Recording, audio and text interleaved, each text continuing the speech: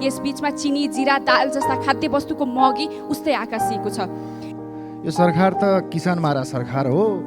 किसानका मुद्दा यो 11 महिना यो सदनमा कतिचोटि उठाए, कतिचोटि राखे, तर समस्या जस्ता तस्तै छ।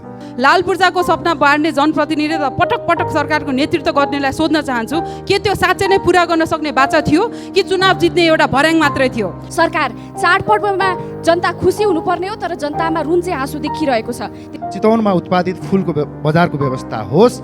यदि भएन भने प्रधानमन्त्री कार्यालय अगाडि चितवनका किसानहरूले उत्पादन गरेको फुल लिएर आएर हामी प्रधानमन्त्री यस्ता विषय सम्बोधन गर्न दीर्घकालीन योजना बनाउने सवालमा सरकार चुकेकै हो, तर सरकार आफैले गरेका अल्पकालीन निर्णयहरू समेत कार्यान्वयन गराउन नसक्नुमा सरकारको अकर्मण्यता देखिन्छ। चुनावमा लाल पूर्जा दिलाइदिन्छु भनेर भोट मागेर निर्वाचित तिनै तहका सरकारका जनप्रतिनिधिलाई चुनावको बेला बोलेको र बोकेको एजेन्डा स्मरण गराइदिनु भनेर मलाई ज्ञापन पत्र दिनुभएको थियो। त्यो म यहाँ गुन्जाउन चाहन्छु। परिवर्तन गर्ने हो भने माछा किसानको जस्तो, फलफुल किसानको जस्तो, दुग्ध किसानको जस्तो हालत हुँदैन। म सरकारलाई गम्भीर ध्यानकर्षण गराउन चाहन्छु। मान्य सदस्यहरू, अब शून्य समयको कार्यक्रम प्रारम्भ हुन्छ। शून्य समयमा बोल्न चाहनुहुने मान्य सदस्यहरूको लागि 1 मिनटको समय निर्धारण गरिएको छ। सर्वप्रथम मान्य सदस्य श्री बिजुला रायमाझी। सम्माननीय सभामुख महोदय, आज म नेपालमै बसेर केही गरौँ भन्ने कृषक उत्पादकहरूको समस्याप्रति सरकारलाई ध्यान आकर्षण गराउन चाहन्छु। सभामुख महोदय मार्फत कृषि मन्त्रालय र अर्थ मन्त्रालय समक्ष नेपालमा उत्पादन हुने दुधजन्य पदार्थ र माछामा आत्मनिर्भर हुँदाहुँदै भारतीय आयातलाई रोक्न र नेपाली उत्पादनको मर्म बुझिदिन जोरदार माग गर्दछु। उत्पादित दुधमध्ये 3 लाख लिटर बजारमा खपत हुन सकेको छैन। उता दुग्ध विकास संस्था र निजी डेयरीबाट करिब 7 अर्ब बक्यौता रकम किसानले पाएका छैनन्। अविलम्ब भुक्तानी गरियोस्। नेपाली किसानले उत्पादन गरेको दुध, माछा, तरकारी लगायतका उत्पादनको उचित मूल्य पाउने वातावरणका लागि खुला सीमामा प्रभावकारी अनुगमन बढाइयोस्। नेपाली उखु उत्पादक किसानको बक्यौता रकम तुरुन्त भुक्तानी होस् र धानको समर्थन मूल्य तोकिसकेकोले किसानको धान खरिद प्रक्रियामा सुरु गरियोस् ताकि किसानले तिहार र छठ पर्व ढुक्कसँग मनाउने वातावरण बनोस्। नेपाली विद्यार्थी त रोक्न सकेन सरकार। मान्य सदस्य श्री विद्या भट्टराई। सम्माननीय सभामुख महोदय, सडक दुर्घटना विश्वमा अकाल मृत्युको 8औं कारण हो भने नेपालमा पहिलो कारण बनेको छ। संयुक्त राष्ट्रसङ्घले 2020देखि 30लाई सडक सुरक्षा दशक घोषणा गरेको छ भने 2030 सम्म दुर्घटनाको दर 50% घटाउनु पर्छ भनेको छ। तर नेपालमा 79-80 को तथ्याङ्कलाई हेर्ने हो भने 2320 जनाको सडक दुर्घटनामा परिमृत्यु भएको छ भने 28156 घाइते हुनु परेको तथ्याङ्क छ। असुरक्षित मापदण्डविहीन सडक, सवारी साधनको गुणस्तर मापनमा कमजोरी, चालकको लापरवाहीका कारण दुर्घटना नागरिक जीवनको क्षतिको एक नियति बनेको छ। सडक दुर्घटनालाई कम गर्नका लागि छुट्टै नियमनकारी निकाय आवश्यक भएकोले सडक सुरक्षा परिषदको निर्माणका लागि सम्मान्य सभामुख महोदय मार्फत सरकारको ध्यानकर्षण गर्दछु। धन्यवाद। मान्य सदस्य श्री विनिता कुमारी सिंह।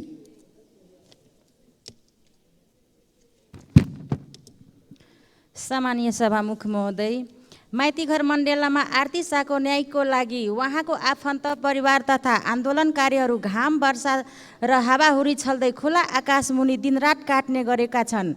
न्यायको आशामा भौतारिएका आरती शाहको परिवार 24औं घण्टा सडकमा शान्तिपूर्ण आन्दोलन गरिरहेको 4 महिना पुगिसक्दा पनि सम्बन्धित निकायको यस विषयमा ध्यानकर्षण भएको देखिँदैन। उनीहरूले न्याय पाउनुको सट्टा उल्टै राज्यबाट चरम यातना र विभेद सहनु परेको अवस्था छ। त्यसैले उहाँहरूलाई छिटोभन्दा छिटो न्याय दिलाउनको लागि सभामुख मार्फत सरकारलाई ध्यानकर्षण गराउन चाहन्छु। हस्त, धन्यवाद। माननीय सदस्य श्री बिना लामा। सम्माननीय सभामुख महोदय, भर्खरै सकिएको दसैँ कसैको लागि खुसी र उत्सव बन्यो होला, तर अधिकांश नागरिकको लागि यो दसैँ दशा बन्न पुगेको छ। हजारौं क्विन्टल चिनी बरामद गर्दाखेरि पनि नागरिकले सुपथ मूल्यमा चिनी नपाएका कारण घन्टौं लाइनमा उभिने स्थिति बन्यो। सरकार मौन बसेको छ। अब आउँदै गरेको तिहार चाडपर्वमा चिनीको अति आवश्यकता पर्ने भएको कारणले गर्दा नेपाल सरकारको ध्यान आकर्षण गराउन चाहन्छु कि जनतालाई सुपथ मूल्यमा चिनी उपलब्ध गराइयोस्। त्यसै गरी डिटिसी र चिसान केन्द्रले दुध लिन नमानेको कारण लाखौँ लिटर दुध फ्याँक्न पुगे, तैपनि सरकार मौन बसेका छन् किन? त्यसैले सरकार एउटा जनताको लागि असल अभिभावक बन्नको लागि विशेष निवेदन गर्न चाहन्छु। धन्यवाद। माननीय सदस्य श्री विश्वप्रकाश शर्मा। सम्माननीय सभामुख महोदय, नेपाली विद्यार्थी विपिन जोशी हमासको नियन्त्रणमा रहेको पुष्टि भएको छ। कतार सरकार मार्फत कुरा गरेर उनलाई उद्धार गर्न सकिने सम्भावना औल्याइएका छन्। यो प्रक्रियामा गम्भीर पहल कदमी गर्न सभामुख मार्फत म सम्माननीय प्रधानमन्त्री र माननीय परराष्ट्र मन्त्रीको गम्भीर ध्यानाकर्षण गराउँदछु। सभामुख महोदय, भारत, बङ्गलादेश र भुटान 3 देशसँग निकटमा रहेको हाम्रो एकमात्र सीमा नाका काँकडभिट्टा हो। कोभिडको बेला बन्द भएका वीरगञ्ज, नेपालगञ्ज लगायतका नाका खुला भइसकेका छन्, तर भारतीय अध्यागमनले पर्यटकको इन्ट्री र एक्जिटलाई खुला नगरेका कारण काँकडभिट्टा नाकामा भने पर्यटक आवागमनमा अवरोध जारी छ। यसले त्यहाँको होटल, यातायात अनि समग्र पर्यटन र समग्र व्यवसायमा असर परिरहेको छ। स्थानीय व्यवसायीहरू गम्भीर मर्कामा परेका छन्। सरकारले अविलम्ब भारत सरकारसँग संवाद गरेर काँकडभिट्टा नाका सुचारू गर्ने व्यवस्था मिलाउन म सम्माननीय सभामुख महोदय मार्फत नेपाल सरकार समक्ष आग्रह गर्दछु। धन्यवाद। जय नेपाल। माननीय सदस्य श्री श्याम कुमार घिमिरे।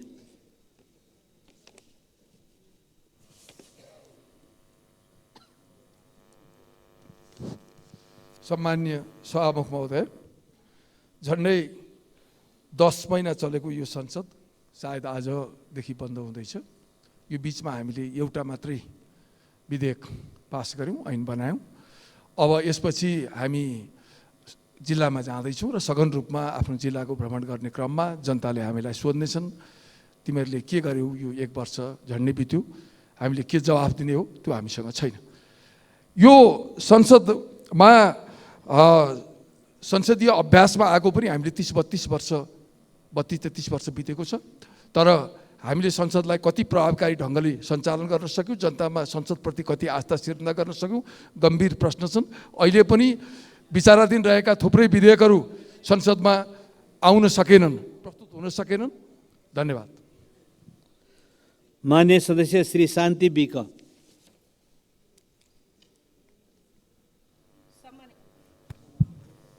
सम्माननीय सभामुख महोदय, देशको चौथो अङ्गको रूपमा रहेको श्रमजीवी पत्रकार, जसले देश र जनता, सरकार अनि समाजको बीचमा महत्त्वपूर्ण भूमिका खेलिरहेको हुन्छ। विश्वमा के भइराखेको छ पत्रकारकै कारण सञ्चार माध्यमद्वारा सहजै थाहा पाउन सक्छौँ। पत्रकारको निश्चित कामको समय अवधि पनि हुँदैन। परिस्थिति अनुसार दिन रात जतिसुकै बेला र जस्तोसुकै अवस्थामा पनि समाचार सम्प्रेषण गर्न खटिरहेका हुन्छन्। चरको मूल्यवृद्धि र पारिश्रमिक कम हुँदा दैनिक श्रम गरेर छाक टार्न बाध्य भएका श्रमिक जनताको अवस्था प्रतिकूल बनेको छ भने श्रमजीवी पत्रकार पनि यसबाट अछुतो रहन सक्दैन। तसर्थ मूल्यवृद्धि कम गरेर जनतालाई सहजता दिन र श्रमजीवी पत्रकारको आधारभूत आवश्यकता पनि पुरा नहुने हुँदा न्यूनतम पारिश्रमिक वृद्धि गराई कार्यान्वयन गर्नको लागि म सभामुख मार्फत सरकारको ध्यान आकृष्ट गर्दछु। जय नेपाल। माननीय सदस्य श्री शिव नेपाली। सम्माननीय सभामुख महोदय, खुसीको कुरा, गएको 1 महिनामा 1,17,307 जना विदेशी पर्यटक नेपाल भित्रिएका छन्। तर देशभरिका पर्यटन क्षेत्रलाई प्राथमिकतामा राख्ने कि गरी खाने वातावरण बनाउने, गण्डकी प्रदेशमा मात्र पर्यटन क्षेत्रमा 5 खर्ब लगानी भएको छ। कोरोनापछि तङ्ग्रिन लागेको पोखराको पर्यटन व्यवसाय पृथ्वी राजमार्गका कारण अस्तव्यस्त छ। 203 वटा ट्राभल एजेन्सी, 159 वटा ट्रेकिङ एजेन्सी, 65 वटा प्याराग्लाइडिङ, 341 वटा होमस्टे, 42 वटा मनी चेन्जर, 3 वटा अल्ट्रालाइट कम्पनी, 12 वटा राफ्टिङ एजेन्सी, 115 वटा ट्रेकिङ इक्विपमेन्ट पसल गरी 10,600 व्यवसायी संलग्न छन्। निजी क्षेत्रबाट 700 वटा पर्यटकीय स्तरका होटल, 40,000 बेड सङ्ख्यामा रहेको 150 वटा रेस्टुरेन्ट, 75,000 जनालाई रोजगारी दिइरहेको क्षेत्रको बेहाल छ। कहिले पोखरा अन्तर्राष्ट्रिय विमानस्थलको आडमा, कहिले 4 लेनको पृथ्वी राजमार्गको आडमा यति ठुलो लगानी भएको छ। प्रदेशमा निजी व्यवसायी ठुलो टाउको समातेको अवस्था छ। यी व्यवसायलाई राहत मात्र होइन, गरी खाने वातावरण चाहिएको छ। यसकारण पोखरा अन्तर्राष्ट्रिय विमानस्थल र पृथ्वी राजमार्ग छिटो सम्पन्न लगानीको माननीय सदस्य श्री शेरबहादुर कुमार। सम्माननीय सभामुख महोदय, भर्खरै आश्विन 28 र 29 गते आएको विशाल असिना पानीले सुदूरपश्चिमको पहाडीका लेकाली भेकमा जनताले लगाएको वर्षे बाली पूर्ण रूपमा नष्ट गरेको छ। एकातिर लेकाली भेकमा अन्न कम उत्पादन हुने, अर्कोतिर बाली भित्र्याउने बेला आएको यो विपत्तिबाट त्यहाँका किसान आक्रान्त भएका छन्। सरकारले उचित क्षतिपूर्ति र राहतको व्यवस्था गरोस् भन्ने म आग्रह गर्न चाहन्छु। 1 वर्षको दौरानमा भूकम्पले सुदूरपश्चिम क्षेत्रका जनतालाई पटक पटक दुःख दिएको छ। चाहे गत मङ्सिरमा आएको भूकम्प होस् या यसपालि आश्विनमा आएको भूकम्प होस्, अहिलेसम्म पीडित जनताले अहिले राहत पाएका छैनन्। दसैँ र तिहार सकिएपछि हामी पनि जिल्लामा फर्कँदैछौँ र जनताको बिचमा कसरी जाने होला, सरकारसँग म आग्रह गर्न चाहन्छु राहतको व्यवस्था गरियोस्। धन्यवाद। माननीय सदस्य श्री शोभा ग्यावाली।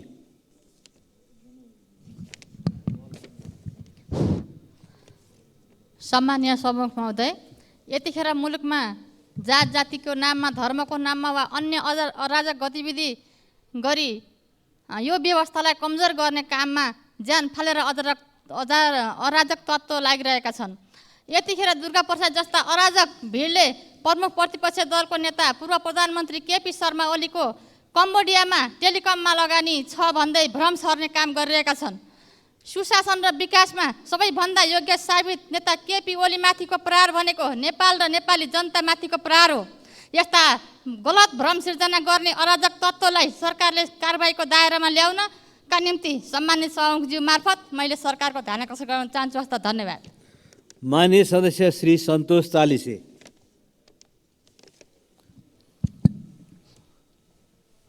सम्मान्य सभामुख महोदय, हामीले यो वर्षको बजेट प्रस्तुत गरेको लगभग 6 महिना बित्न लागिसक्यो र आजसम्म बाटोघाटो पुल पुलेसा जति पनि बजेटमा बोलिएका कुराको कुनै पनि सुरुवात भएको देखिँदैन।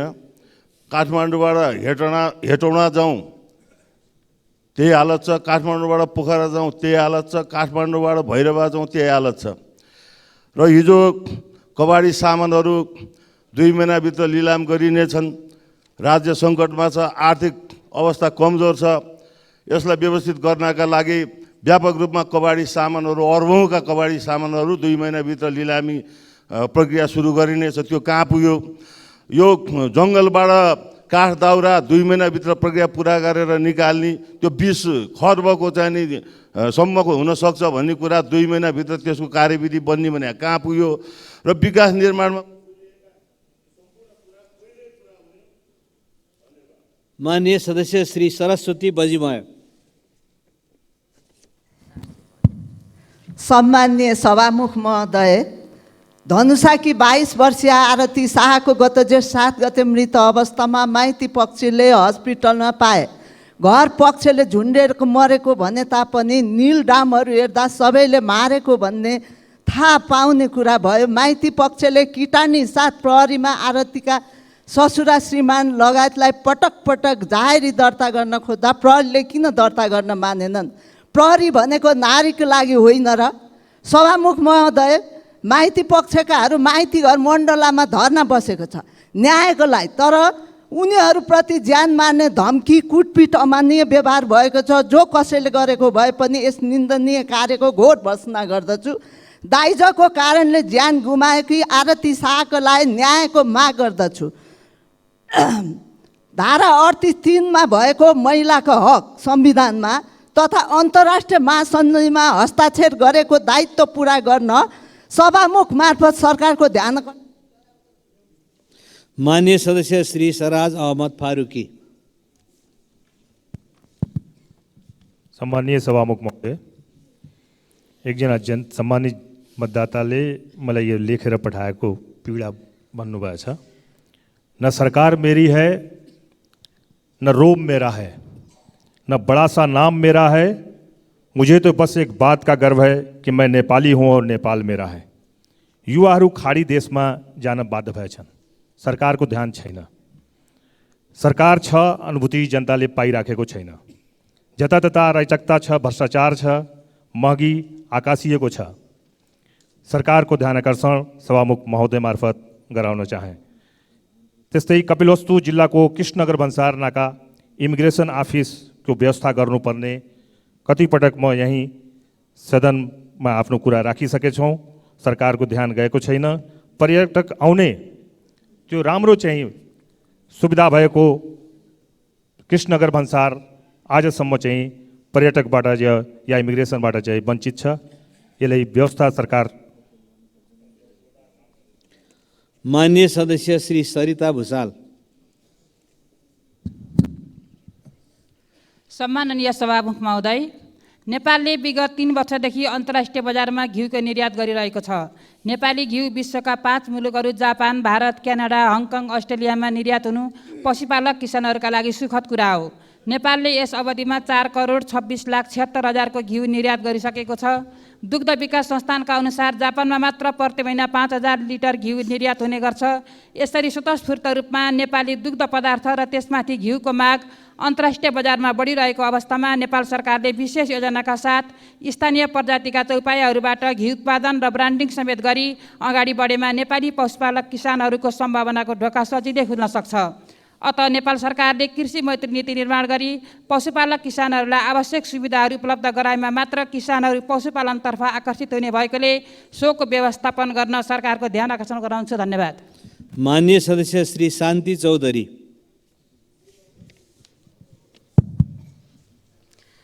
सम्माननीय सभामुख महोदय, बजारमा चिनी छैन। चिनी लगायत सबै खाद्य वस्तुहरूको भाउ आकाशिएको छ। तिहार छठ नजिकै आइसकेको छ र यो जतिखेर पनि हामीले चाहिँ महँगीको कुरा उठाइरहनु पर्ने, सरकारले यसलाई नियन्त्रण गर्न नचाहेर हो कि नसकेर हो, हामीले पटक पटक एउटै कुराहरू उठाउँदाखेरि हामी आफैमा खल्लोपना आउँछ। त्यसकारण यो सरकारले नियन्त्रण गर्न सक्दैन भने अर्को कुन सरकार छ, सभामुख मार्फत म प्रश्न गर्न चाहन्छु। यसै गरी यातायात बस र प्लेन भाडा एकदमै डबल बढेको छ। यसलाई पनि नियन्त्रण समयमा गर्नको लागि सरकारको ध्यान आकर्षण गर्न चाहन्छु। धन्यवाद। माननीय सदस्य श्री सीता कुमारी राणा। सम्माननीय सभामुख महोदय, न्यूनतम सुविधाविहीन बालबालिकाहरूका लागि शैक्षिक कार्यक्रम युसेफ नेपालद्वारा नेपालका विभिन्न स्थानमा 8 रोपनी जग्गामा बाल सुधार गृह स्थापना गरिएको र जसमा 4वटा युसेफले सञ्चालन गर्दै आइरहेको र 4वटा नेपाल सरकारद्वारा सञ्चालित हुँदै आएको यस सदनलाई जानकारी गराउन चाहन्छु।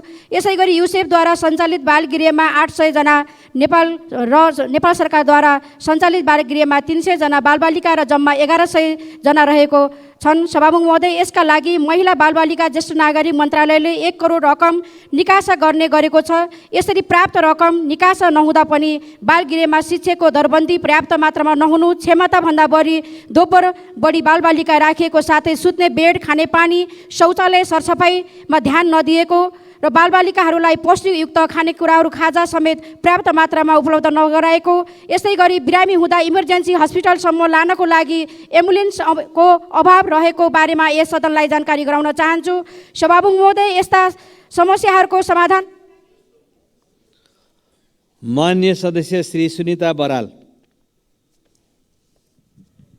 सम्माननीय सभामुख महोदय, सार्वजनिक यातायात व्यवस्थापन काठमाडौँ उपत्यकामा कति जटिल भइरहेको छ र त्यसलाई सरकारले कति धेरै उपेक्षा गरेको छ भन्ने दृष्टान्त हेर्न एक दिन सार्वजनिक यातायात चढेर हेरे पुग्छ। एकातिर साझा यातायातले लेलेदेखि बुढा नीलकण्ठ र अन्तर्राष्ट्रिय विमानस्थलदेखि नागढुङ्गा चेकपोस्टसम्मका सेवालाई विस्तार गरेर जनतालाई सहज, सुलभ, व्यवस्थित यातायातको बानी पारिरहेको छ। महानगर यातायात र अन्य यातायात कम्पनीहरूले पनि GPS, GIS नेटवर्क सिस्टम जडान गरेर आफूलाई व्यवस्थित र पारदर्शी बनाएका छन्, तर सरकार त्यस्ता प्रयासहरूलाई देखिरहेको छैन, निरुत्साहित गरिरहेको छ। 2 महिनामा खुइलिने, नाम निशान केही नहुने रातो रङ सडकमा पोख्छ र सार्वजनिक यातायातमा समाजवादको गफ सरकारले दिइरहेको छ। सार्वजनिक यातायातका क्षेत्रमा व्यवस्थित गर्नका लागि ठुला र व्यवस्थित सवारी साधनलाई सिस्टममा चलाउनेतर्फ जानुपर्छ। सवारी साधन स्टेसनमा आइपुग्ने सूचना, भाडा दर र भुक्तानी सिस्टमलाई सूचना प्रविधि प्रयोग गरेर व्यवस्थित गर्ने हो भने यसलाई सुधार गर्न सकिन्छ। यसै गरी सवारी राइडिङ सेयरिङ अहिले। माननीय सदस्य श्री सुमना श्रेष्ठ।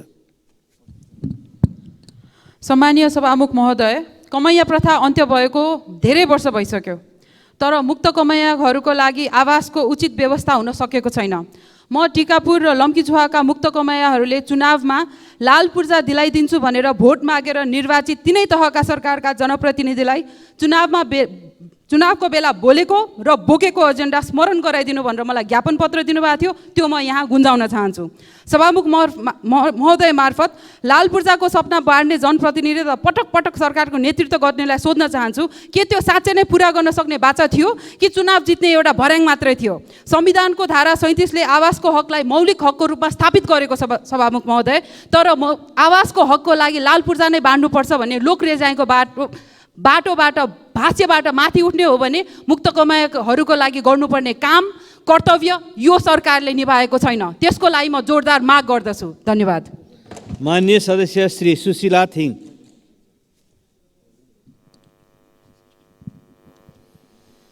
सम्माननीय सभामुख महोदय, आरती शाहको मृत्यु प्रकरण झन पेचिलो बन्दै गएको छ। उक्त घटनाको विषयमा अदालतमा प्रवेश गरिसकेको जति विषयवस्तुमा म प्रवेश गर्न चाहन्न, तर मृतकका परिवारले न्याय माग्ने क्रममा प्रहरी कर्मचारीले मृतकको बहिनीको संवेदनशील अङ्गमा गम्भीर चोट पुर्याई कुटपिट गरेको र माइतीघर मण्डलामा न्याय माग्न अनसनमा बसेको मृतकका आमा तथा अन्य आफन्तहरूलाई प्रहरीले दुर्व्यवहार गरेको कार्यको भने म घोर भत्सना गर्न चाहन्छु। उक्त प्रहरी दमनबाट आम नेपाली महिलाहरूको आत्मसम्मानमा चोट परेको हुँदा तत्काल उक्त घटनाको सम्बन्धमा छानबिन समिति गठन गरियोस् भनी म नेपाल सरकारसँग माग गर्दछु। धन्यवाद। माननीय सदस्य श्री सुशीला श्रेष्ठ।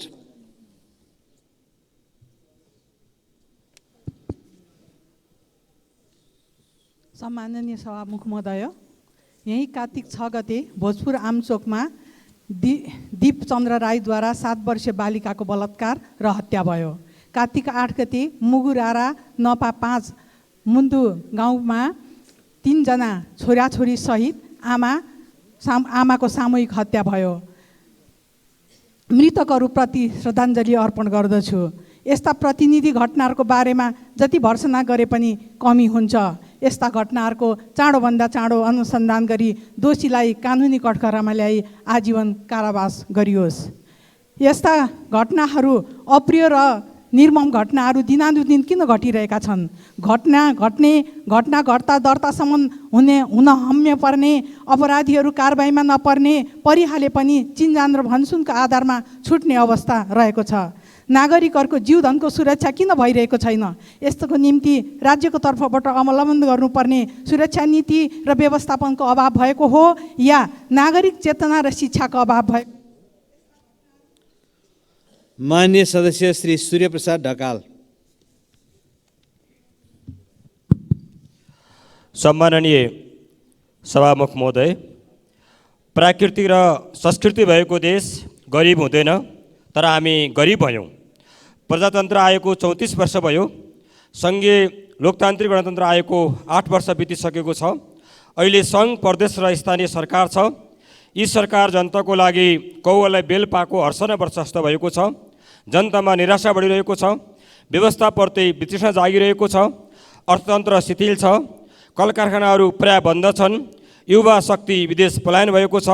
सभामुख महोदय, जनतामा आशा जगाउन, समृद्ध नेपाल र सुखी नेपालीको राष्ट्रिय आकाङ्क्षा पुरा गर्न 2047 सालदेखि अहिलेसम्म जो मन्त्री भए, जो उच्च पदस्थ कर्मचारी भए, ठुल्ठुला बिग हाउस सञ्चालन गरे, ती सबै व्यक्तिहरूको सम्पत्ति छानबिन गर्नको निम्ति म सभामुख मार्फत नेपाल सरकारसँग जोरदार माग गर्न चाहन्छु। हस्, धन्यवाद। माननीय सदस्य श्री सूर्य थापा। सभामुख महोदय, मैले यो संसदमा पहिलो पटक आउँदा पनि भनेको थिएँ र आज वर्ष अधिवेशनको अन्तिम दिन पनि भन्दैछु। खास गरी सडक पूर्वाधारसँग सम्बन्धित विषयलाई पटक पटक उठाउँदै आएको छु। प्युठानलाई बागलुङसँग जोड्ने बागदुला मच्छी ठुलाबेसी भीमगिठे 71 किलोमिटर सडकको निर्माण विगत 10 वर्षदेखि अल्पत्र हुँदै आएको छ। यसले सिङ्गो जिल्लालाई भुक्तमान बेहोर्न बाध्य पारेको छ। यसको नयाँ ठेक्का लगाउनेतर्फ मन्त्रालय र सम्बन्धित निकायले किन तदारुकता देखाउन नसकेको हो? बजेटको स्रोत सुनिश्चित भएका यस्ता आयोजनाको ठेक्का अविलम्ब लगाई निर्माण कार्य अघि बढाउन जोडदार माग गर्दछौँ। साथै सिमलटारी सौतमारे मच्छी 31.8 किलोमिटर सडक खण्डको मदन भण्डारी राष्ट्रिय राजमार्ग निर्माणको ठेक्का लगाइसकेपछि पनि किन फटाफट काम हुन सकेको छैन? किन ढिला भइरहेको छ? सभामुख महोदय मार्फत भौतिक योजना मन्त्रालय, भौतिक पूर्वाधार मन्त्रालय र सम्बन्धित आयोजना निर्देशनालयको गम्भीर रूपमा ध्यानाकर्षण गराउन चाहन्छु। धन्यवाद। माननीय सदस्य श्री सोनु मुर्मू। सम्मानीय सभामुख महोदय, जनमत पार्टीका नेता कार्यकर्तामाथि प्रहरी र प्रशासनले दमन गर्ने क्रम जारी छ। पटक पटक आक्रमण गर्ने क्रम जारी छ। यही कार्तिक 11 गते शुक्रबार मात्र जनमत पार्टीका नेतालाई धनुषाको 3 कोरिया प्रहरी चौकीभित्र ल्याएर त्यहाँको धनुषाको विधेय नगरपालिकाको मेयर तथा प्रहरीले मिलेर कुटपिट गरेको छ। एकजना घाइते अस्पताल समेत भर्ना हुनु परेको अवस्था छ। यसरी आरती शाहको प्रकरण होस् कि जनमत पार्टीका कार्यकर्ताहरूलाई स्थानीय ठुला ठालुको निर्देशनमा यसरी प्रहरी चौकीभित्र ल्याएर कुटपिट गर्नु मधेसमा सामान्य बनेको छ। सरकार यदि आम नागरिकको रक्षा गर्न सक्दैन भने खुलेर भन्नु पर्यो। जनता आफै आफ्नो रक्षा गर्न तयार छ। मधेस र मधेसी विरुद्ध यो भेदभाव कहिलेसम्म, यो दमन कहिलेसम्म, जनमत पार्टीको कार्यकर्तामाथि प्रहरी दमन कहिले रोक्ने? सभामुख महोदय, धन्यवाद। माननीय सदस्य श्री सञ्जय कुमार गौतम।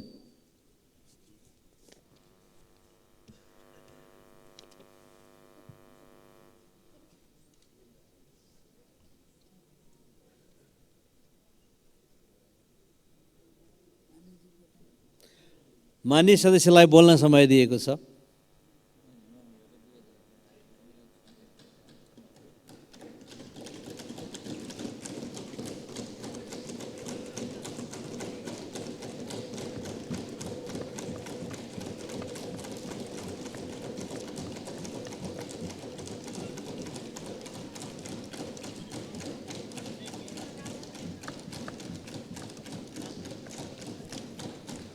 माननीय सदस्य हर्कमाया विश्वकर्मा।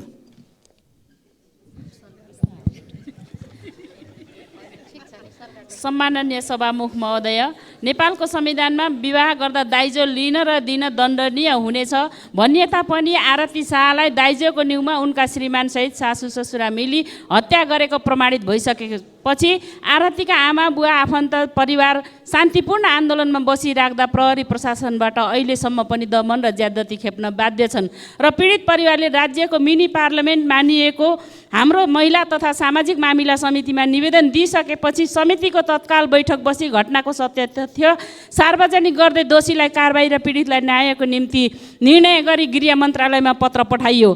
तर पत्रको व्यवस्था गरेपछि समितिका सभापति र सदस्यहरू गएर ध्यानाकर्षण गर्दा पनि अहिलेसम्म कुनै ठोस जानकारी आउन सकेन र अहिले पनि प्रशासनले पीडित परिवारलाई मानसिक तनाव दिइरहेको अवस्था छ। सभामुख महोदय, सरकारले संविधान र कानुनको कार्यान्वयन नगरी हत्यारालाई उन्मुक्ति दिइराख्ने हो भने गरिब निमुखा आवाज विहीन जनताले न्याय खोज्न कहाँ जाने? सभामुख मार्फत सरकार। माननीय सदस्य श्री हितराज पाण्डे।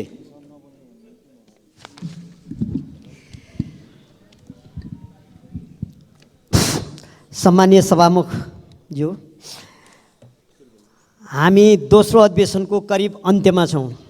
म यतिखेर सम्मानीय सभामुखज्यू मार्फत हामी सबै एकपल्ट नेपाल आमालाई सम्झेर नेपाली जनतालाई तर्फ फर्केर आफूतिर फर्कौँ र हाम्रो प्रतिनिधि सभा परिवारसहित सबैले एकपल्ट आफ्नो कामको आत्मसमीक्षा गरौँ, म हार्दिक आग्रह गर्दछु।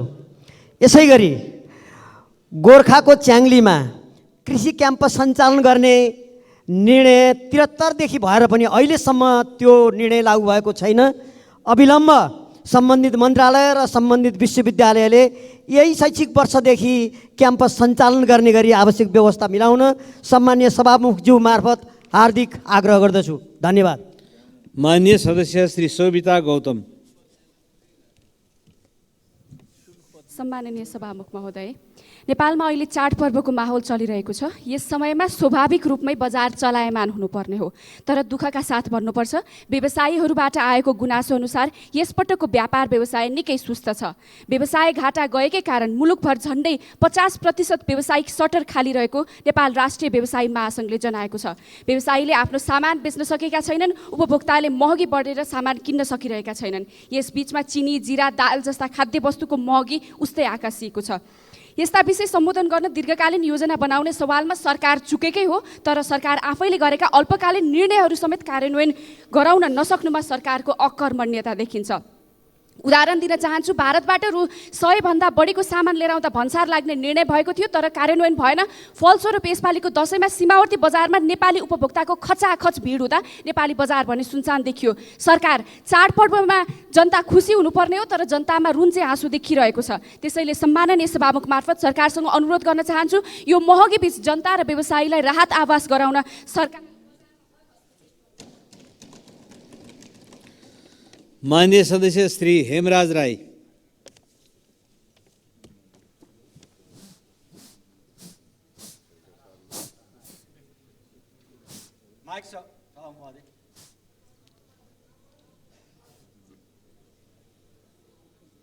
अर्को माइक हुन्छ कि?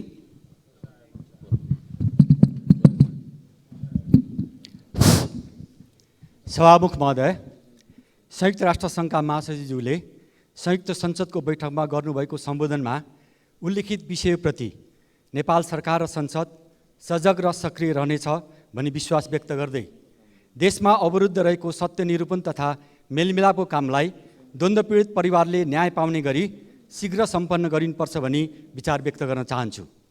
साथै गत अक्टोबर 7 मा हमासद्वारा अपहरण गरिएका विपिन जोशी लगायत सबैको बिना शर्त शीघ्र रिहाईको माग गर्दै इजरायलले हमास विरुद्धको आक्रमणको नाममा गरिरहेको प्यालेस्टाइनी जनताको आम हत्या र उनीहरूलाई आफ्नो घर र जमिनबाट बेदखल गर्दै गाजा क्षेत्रमाथि गरिरहेको भीषण आक्रमण र कब्जाको घोर निन्दा, भत्सना र विरोध गर्दछु। युद्ध रोक्न संयुक्त राष्ट्र सङ्घबाट भइरहेको पहललाई सहयोग गर्न यस संसदबाट पनि प्रस्ताव पारित गर्न सभामुखबाट आवश्यक पहल होस् भनी हार्दिक माग समेत गर्दछु। धन्यवाद। माननीय सदस्य श्री ज्ञानेन्द्र बहादुर कार्की। सम्माननीय सभामुख महोदय, सुनसरी जिल्लामा अवस्थित प्रसिद्ध मन्दिर बारा क्षेत्र, जहाँ ठुलो सङ्ख्यामा दर्शन अभिलाषीहरू उपस्थित हुने गर्दछन्। केवल नेपालको मात्र होइन, छिमेकी मित्र राष्ट्र भारतका दर्शन अभिलाषीहरू पनि त्यहाँ उपस्थित हुने गर्दछन्। तर चतरा कोशी पुलदेखि मन्दिरसम्म करिब 3 किलोमिटर बाटोको अवस्था दयनीय भएको कारणले गर्दाखेरि त्यहाँ आउने दर्शन अभिलाषी र स्थानीय जनताले धेरै कठिनाइ भोगिरहनु परेको अवस्था छ। तसर्थ सम्माननीय सभामुख मार्फत यो समस्याको समाधान यथाशीघ्र गरेर त्यो क्षेत्रको विकासका निमित्त सरकारको ध्यान जाओस् भन्ने कुरा म राख्न चाहन्छु। धन्यवाद।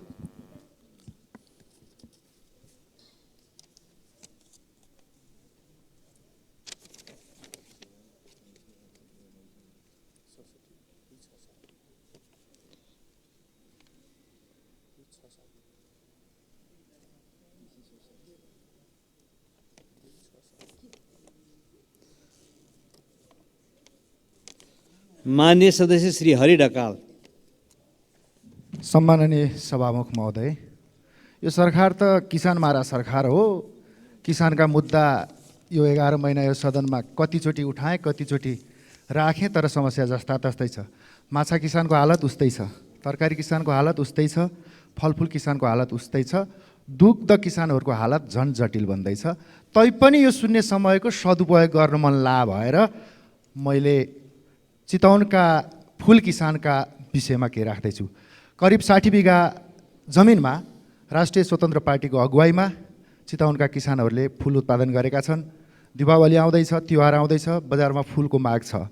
विदेशबाट आयात हुने फुल र प्लास्टिकका फुलहरू यदि त्यसलाई नियन्त्रण गर्ने र हामीले उत्पादन गरेको फुललाई प्रवर्धन गर्ने हो भने माछा किसानको जस्तो, फलफुल किसानको जस्तो, दुग्ध किसानको जस्तो हालत हुँदैन। म सरकारलाई गम्भीर ध्यानकर्षण गराउन चाहन्छु, चितवनमा उत्पादित फुलको बजारको व्यवस्था होस्। यदि भएन भने प्रधानमन्त्री कार्यालय अगाडि चितवनका किसानहरूले उत्पादन गरेको फुल लिएर आएर हामी प्रधानमन्त्री